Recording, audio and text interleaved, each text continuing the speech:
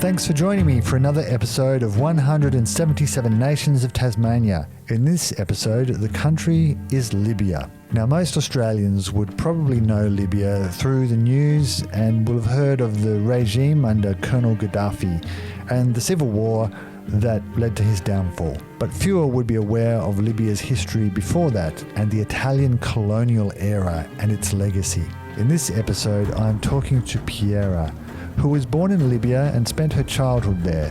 But her family, who had lived 2 generations in Libya, were of Maltese and Italian heritage. With hostility towards Libyans of European origin growing after the Second World War, her parents decided to make the big boat trip to Australia in 1961. After a whole series of life events, Piera ended up in North-west Tasmania and now lives in Devonport. So please join me to hear more about her fascinating story.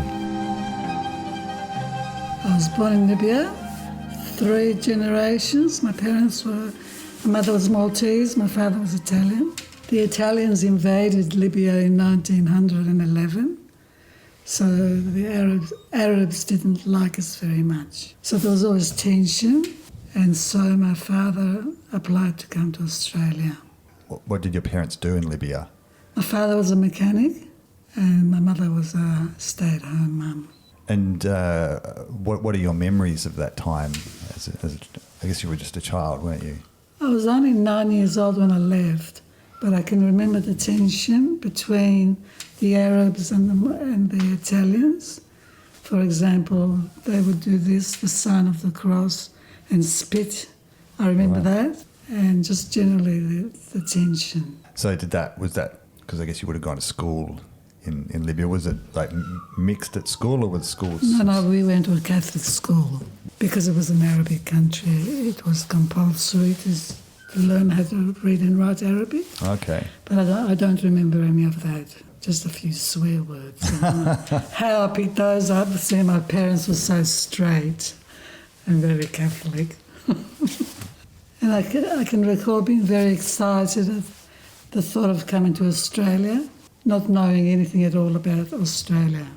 And why do you know why your parents chose Australia? Because his brother and his sister had already migrated to Melbourne. So before we came, my father had to be secured a job and somewhere to live. And so he was able to, he lived with relatives when you first came? Yeah, we stayed with my auntie for 3 months. Then we moved in with my grandmother for about a year, and then we bought a house in Melbourne. Okay. In a place called Williamstown, which is a very charming place. And back then it was very working class, quite a few migrants.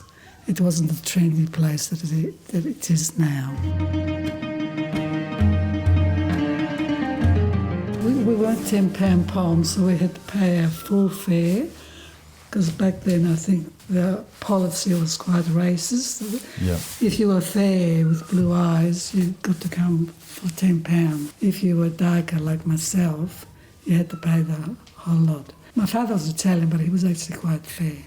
Yeah, well, the White Australia policy wasn't fully dismantled until, I think, the early 70s.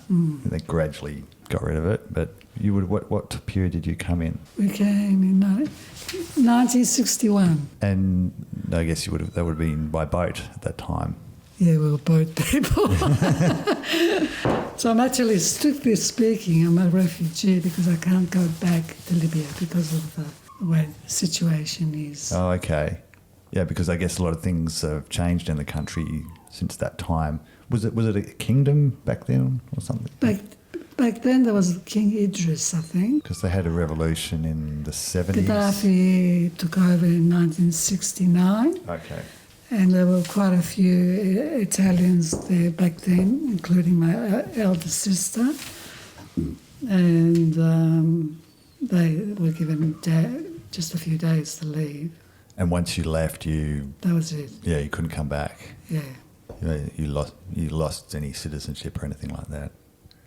I don't know, but we weren't allowed to go back ever. Yep. And you wouldn't want to because it wasn't safe. Yeah, absolutely. And do you remember much about, I know a little bit about the boat trips back in those days would have been quite long. 31 days. Yeah. Loved it. It was very exciting.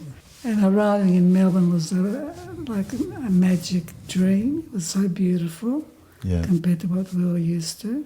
And it wasn't until I went to school, St Mary's Primary School in Williamstown, that I realised that there was such a thing called racism.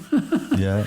I said to my uncle, somebody called me a dago. What does that mean? Oh, right. So how did that manifest itself? Was it just in being called names, or were there other ways they made you feel different? I sat next to a boy, I can remember he had huge back teeth, Robert Grimer at school, and he used to pick his nose and flick them on my legs. So I was a very, very anxious child until I went to high school, and then I rebelled. In what way did you rebel? I would stand up to the nuns. Mm-hmm. I kept on rebelling. I went to secondary Catholic school, St Joseph's Ladies' College, and at the end of year 9, they told me not to come back. All right. Why not? What had you done? Because I was a bit of a stirrer, apparently. Okay. And so my father told me to go and get a job, that he wasn't going to pay any money to send me to any other school. So at 15, I got a job at Melbourne for 4 years. And how was that for you? It was great. It was really good. I had got an interesting job. It was a bit like a store detective. All right. And people lost their charge plates. If somebody picked it up and bought a fur coat, then we had to decipher whether they were genuine clients or not. Right. So I did that for 4 years. That's quite a lot of responsibility for a young girl. I still write to my then boss, Miss Pollock, Betty Pollock. She's 94. Yeah, I still ring her up occasionally. She was really strict back then, but now we're friends. When I was about 27, I decided to go back to school. And I did a social science diploma, and then I thought I could do this. So then I went to uni and did a social work degree. So that was a bit as a result of being a migrant, powerless, to switching to helping people to make a go of their lives in a bit more positive way. Yeah. So I did that for 25 years.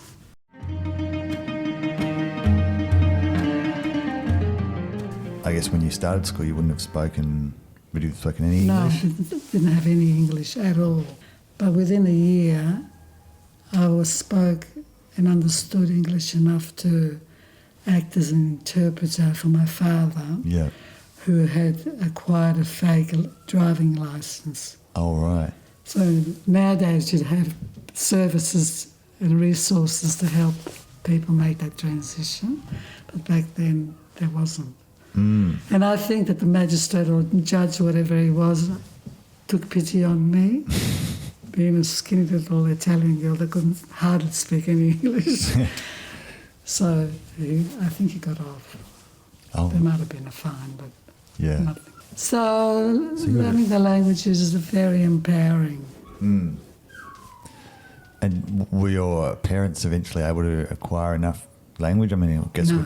Because it's be a lot more difficult for Very difficult. adults.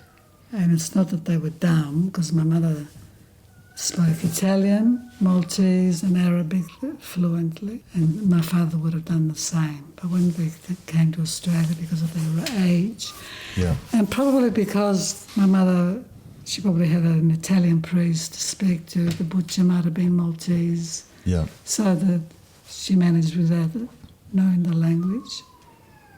Couldn't have been much fun for her, but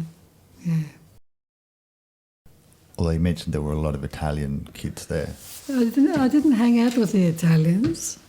I remember becoming really good at playing netball, and that made me popular. Yeah.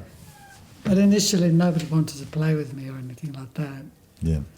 So what I used to do, there was a church on the grounds of St Mary's Catholic Primary School. On a Monday I used to go to church on my own and check under the pews to see if there was any money dropped from the money bowl. Yeah. I don't know if you're a Catholic or not, but in the Catholic Church you pass the bowl around for charity purposes, presumably. Same in Protestant churches, to be honest. So I used to go and check out the money and then go to the tuck shop and get a whole pile of lollies, and then people used to hang around with me. It's not really dishonest because I wasn't stealing it. It was just on the ground where the old people had dropped money. When you, I guess, first came to Australia, what were some of the main differences that you might have noticed compared to what you were used to? Fashion. I remember saying to my sister, in Australia there's old ladies with blue hair. And they're always saying she, gossiping. Mm-hmm. And I noticed that they said the word she a lot. So the houses, when we stayed at my auntie's place, she had a house, it was very humble really, on a large block in Williamstown, near the water. Eventually it was sold for $3 million. But it was, when we lived there, it was just very humble. And a rose garden at the front and a vegetable garden at the back. So that was really different because in Libya we didn't have, I can show you a photo of me and my sister on our backyard, and there's not a tree inside, or no flowers or anything. So that was a big thing, and I thought it was magic. It was so, and I still try and evoke that feeling of how it felt to be in but it was January, so it was sunny and flowers and water. It was just fabulous. And what did your parents do actually when they came to Australia? Did they work straight away? My father did, because he had to have a job before they agreed to send us to Australia. So he was a mechanic and used to fix semi-trailers for a petrol company full time. And he adapted quite well. He never drove in Australia. Oh, right. After he lost the fake licence. And I think his vision wasn't all that good. My sister's husband, he looked after them in their old age. So what was different? You could say everything. When you went to people's houses and ate a meal, it was different to the sort of food we ate. Yeah. At school, I know some of the kids used to laugh at me for the content of my lunchbox. Yeah. So that was different. So what kind of food would have been more normal for you? Like, what would you have eaten at home? Probably salami sandwich or roll, not sandwich. We didn't have sandwiches. But even when I was studying, the woman I used to sit next to, she used to say, "Oh, God, Piera, you've been eating garlic again." And I was confident enough to say, "Yeah, I sure have." Yeah. But if that comment would have been made when I was at school, it probably would have had some impact. There was something else that I felt really anxious about. Like must have been sensitive to people laughing, staring at me, or imagining it. I don't know whether it was in my imagination or not. Yeah. I hate schools. Would have been tough. So yeah, the language, attire, what's acceptable or not acceptable. Mm-hmm. But generally speaking, the people were kind. I had a friend who had a horse, and we'd go horse riding without saddles or anything, just off we'd go through the busy streets of Williamstown. And what was I'm just curious about how people might have reacted to knowing where you're from. I guess people wouldn't have known much about Libya or even Malta. But even now, people are reluctant to ask me where I'm from. Okay. It's almost like they think I'm going to be insulted for picking out that I'm different. And I think it's a shame. Yeah, well, that's funny because it's good to assimilate, but I think it's best to integrate, because if you integrate, you go with the flow, But if you assimilate too much, you lose parts of your own culture. Yeah. Like changing my name. Well, what are the circumstances behind you coming to Tasmania? I met my husband in Perth, Western Australia, and he wanted to come and live in Tasmania. Yeah. Why Tasmania? Because it was beautiful and because the land was cheap. Mm-hmm. And we could afford it. And so what happened then? How did you find your first place, I guess? There was quite a community in Melbourne, but the transition was quite difficult. I think it was more difficult than coming to Australia as a child because children are very adaptable. So we came to Tasmania and there was a group of alternative lifestylers living in Wilmot, and they were very friendly and included us in their parties and markets and all the rest of it. So that's when I started bushwalking.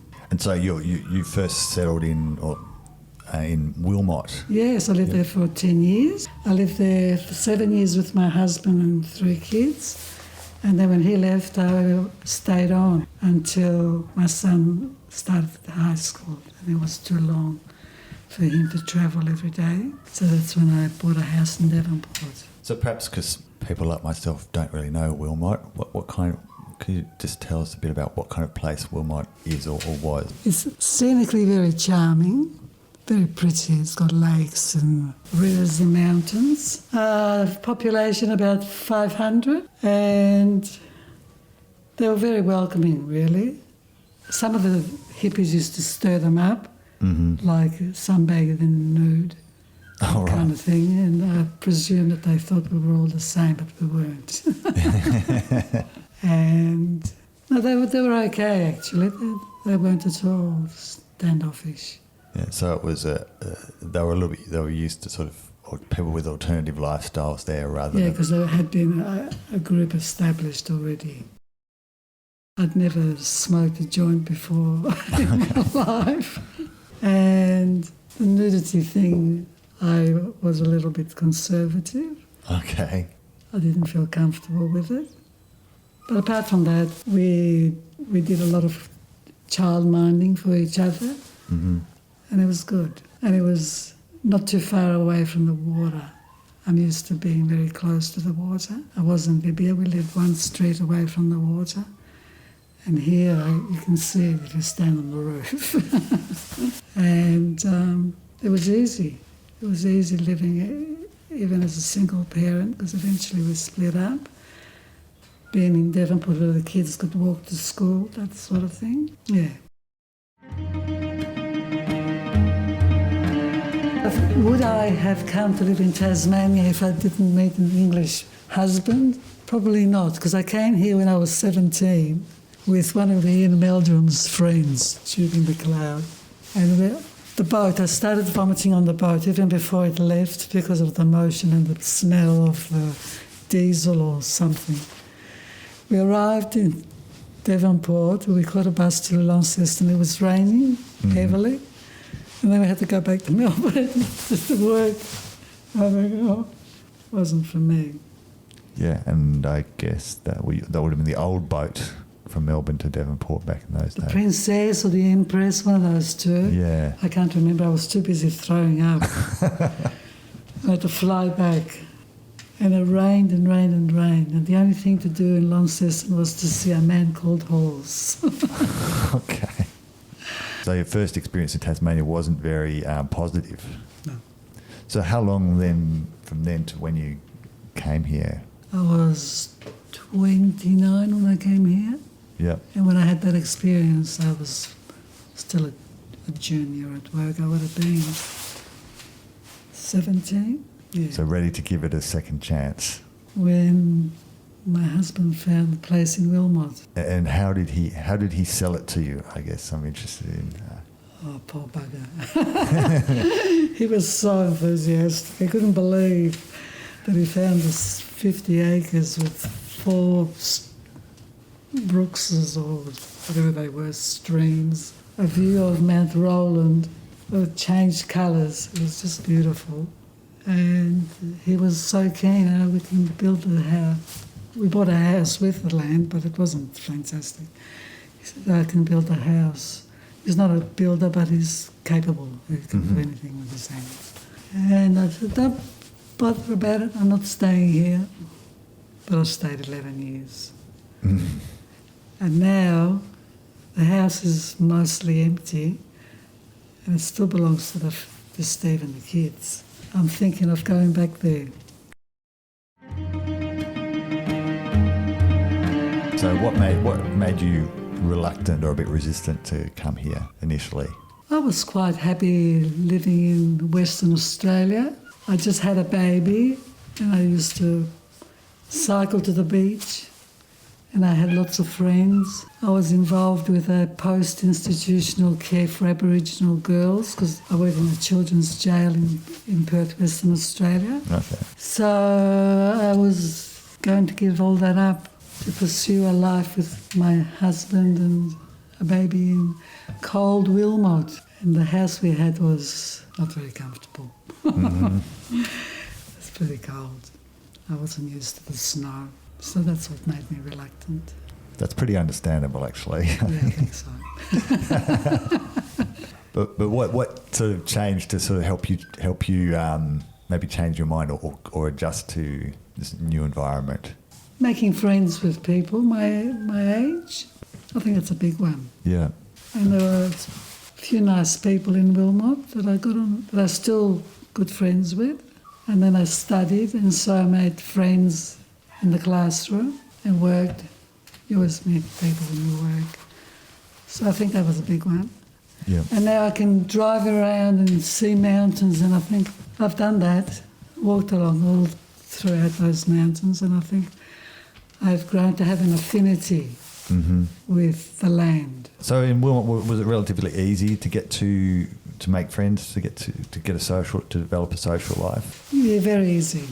If there was a party or a market, concerts, we'd be invited.